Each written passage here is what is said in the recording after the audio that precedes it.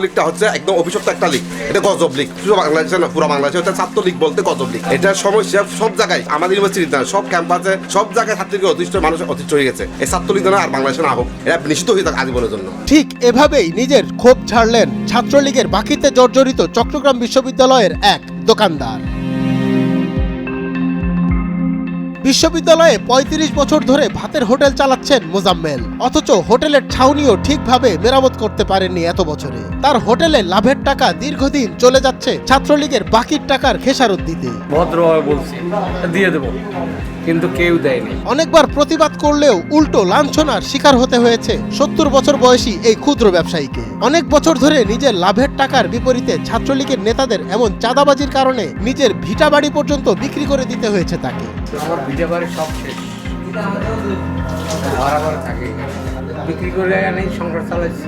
এভাবেই বিশ্ববিদ্যালয়ের ছোট বড় প্রত্যেকটি দোকানে ২-৪ হাজার টাকা থেকে শুরু করে সর্বোচ্চ ১০ লাখ টাকা বাকি রয়েছে ছাত্রলীগের। বাকির ঘানি টানতে না পেরে দোকান ছেড়ে নিঃস্ব হয়ে বাড়িতেও চলে গেছেন কয়েক দোকানদার। ছাত্রলীগের সভাপতি বিশেষ করে অনেক সময় ওখান থেকে ছোট ভাই পাঠা দিত, আসি এটা নেওয়া ফানের বোতল না পেনশন নিয়ে যেত, টাকা দিত না।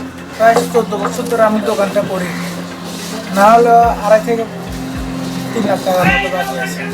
একদমই মানে ওইটা যে পাবো ওরকম আশাই করতেছি না, এই জন্য আমি দোকানটাই ছেড়ে দিই।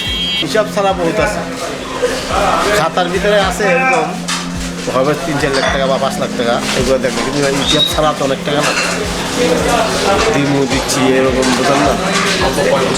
এরকম আছে, এগুলো লাস্ট বছর দিয়ে বেশি, বিগত ৩-৪ বছর তো স্যার বেশি করছে আর কি, বিগত লাস্টে আর কি।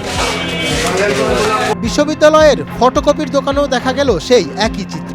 যখন সিট এনে দেয় দোকানের মধ্যে, ঠিক আছে, তখন কনফিউশনে থাকি যে কি আর এরকম টাকা আছে কিনা। কপি করার পর বলবে যে কপি করার আগে বলবে না, ফটোকপি করার আগে বলবে না যে কি বাকি নিব কিংবা কি পরে দিব, এগুলো বলবে না। করা শেষ, সেলিম ভাই আমার কাছে তো টাকা আনি নাই, মানি ব্যাগ নাই। শুধু দোকান নয়, হলের ডাইনিং এও নিয়মিত বাকি খেয়েছে এই নিষিদ্ধ ছাত্র সংগঠন।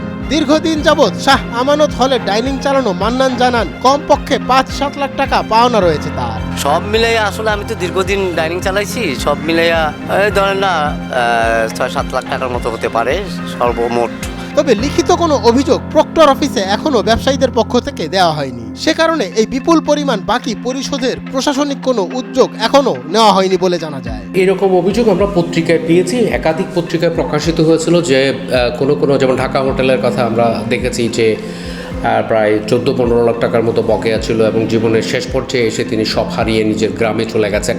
খুবই হৃদয়বিদারক ঘটনা। এই ধরনের অভিযোগ আমরা অনেকগুলো পেয়েছি, কিন্তু লিখিতভাবে এখন পর্যন্ত হোটেল মালিক কর্তৃপক্ষ আমাদের প্রক্টর অফিসে এসে সেরকম লিখিত অভিযোগ দেননি। তারা ভার্বালি বিভিন্ন সময় বলেছেন। চট্টগ্রাম বিশ্ববিদ্যালয়ে যারা পড়াশোনা করে তারা তো ছাত্র, তারা ছাত্রী, শিক্ষার্থীরা তাদের নিজেদের মান সম্মান, নিজেদের অবস্থান, তারা এখানে পড়তে আসছে, পড়াশোনা করবে, ছাত্র হিসেবে যা করা দরকার তাই করবে, পড়াশোনা করবে। বাকি খাওয়ার যে প্রচলন, বাকি খেতে পারবে, কিন্তু যথাসময় টাকাটা পরিশোধ করে দেবে কিংবা বাকি যত কম লেনদেন করা যায় সে ব্যাপারে আমরা তাদেরকে উৎসাহিত করে থাকি, ফর্মালি কিংবা ইনফর্মালি। ক্লাসরুমেও তো আমরা ছাত্রদেরকে মোটিভেট করি।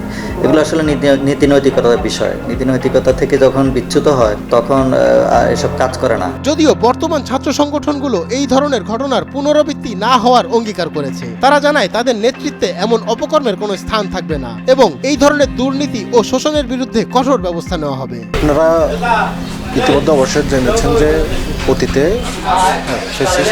শেখ হাসিনার আমলে নিষিদ্ধ ঘোষিত ছাত্র সংগঠন ছাত্রলীগ, তারা ক্যাম্পাসে লক্ষ লক্ষ টাকার বাকি করেছে, ফাও খেয়েছে, অনেক ব্যবসায়ীরা দেউলিয়া হয়ে গেছে।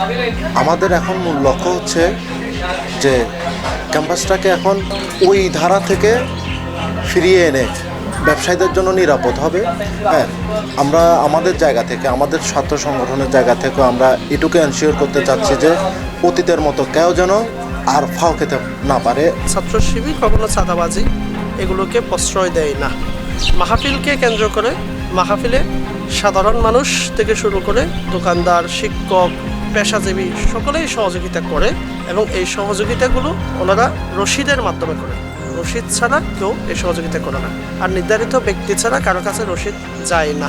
ব্যবসায়ীরা আশা করছেন ভারসাম্য রক্ষার্থে ক্ষুদ্র ব্যবসায়ীদের ক্ষতিপূরণের ব্যবস্থা করে বিশ্ববিদ্যালয় প্রশাসন দ্রুতই একটি স্থায়ী সমাধান খুঁজে বের করবে।